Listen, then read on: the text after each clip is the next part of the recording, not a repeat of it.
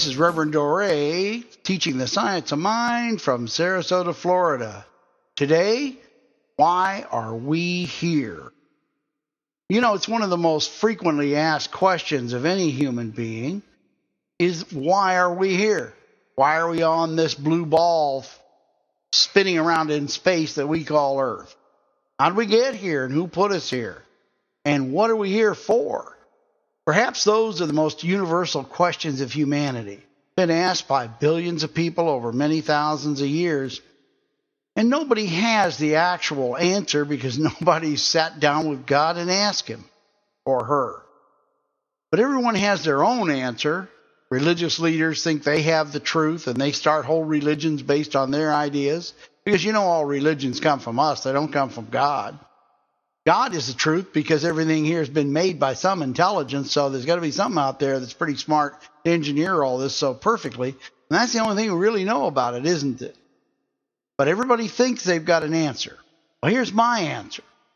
The divine mind, the universal intelligence that we nickname God, is not a super being in the sky, but is rather a vast mind that has existed before the Big Bang or whatever event came out of that mind to create the universe. This mind is the life force itself, creative urge that makes all that exists out of itself. We are the product of that creative urge, and so our purpose is intertwined with our Creator. See, it's God's nature to create. It's what God does. It's God's job. We are here to allow God to express itself as its nature demands, and we're also here to allow God to experience physical, corporeal life. You see, you may not have thought about this, but, you know, being a spirit isn't all it's cracked up to be. Just like those angels in that great movie called A City of Angels with John Travolta. And golly, they spent their days hanging around the public library in Los Angeles, which is a good part of a 106-story tower, the tallest building west of the Mississippi. But they sit and watch people, but they can never interact with them. They can never do the things the people do. They can never experience life. They can only observe it. And I believe that's true of God because God doesn't have a body to experience with. An intelligence without physical form observes but never experiences. So God has to experience our world through us.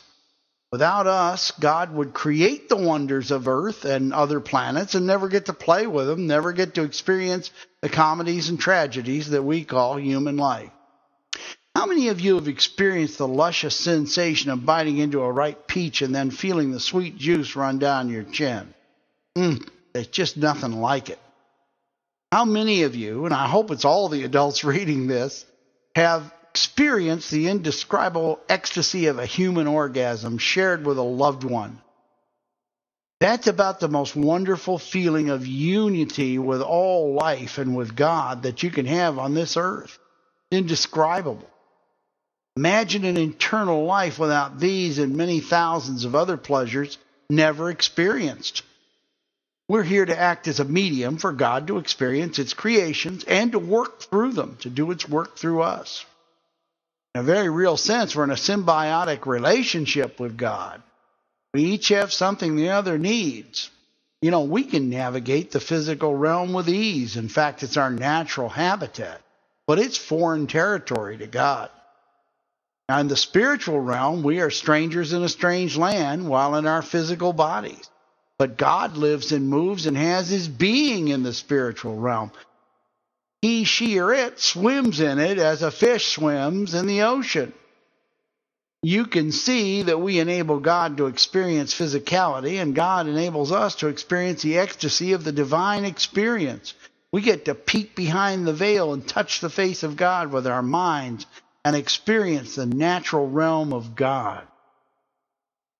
Without knowledge of God, humanity would be living an instinctual life, rather like our animal friends lived on a basic level of preoccupied merely with survival and reproduction.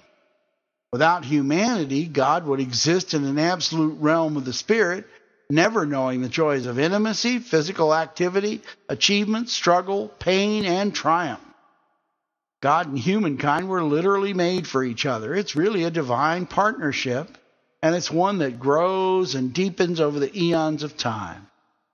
When we interact with God on a daily basis, we learn to love more and more unconditionally. That's our major business here on earth, to learn to love unconditionally. That means without keeping books on somebody. As we grow in love, grow in the knowledge of the unity of all life, that we're all one in God, we raise our consciousness and our readiness for eternal life as spirit, which is the final destination of all humanity. Yes, we're all born with certain talents and desires. We are all given more or less intelligence, more or less beauty, more or less athletic skills. We're not born equal in attributes, but we are equal in the sight and mind of God. We may conform to a broad template at birth, but we have the free will to change it, and we can make ourselves what we can conceive as true for us, what we feel we're worthy to possess, and what we can see in our mind's eye as already ours. You see, we, using our God-given powers, are truly the captains of our fate and the masters of our soul. Until we're together again, I want you to know your magnificence. I want you to feel your power. And I want you to use it to build the life you want and deserve. You know, wishing won't make it so, my friends. Only faith, willpower, imagination, and a boatload of tenacity. Till we meet again, may God bless and keep you. May His countenance smile upon you every minute of your day. This is Rev Dore, Jacques Patlian saying so long for now.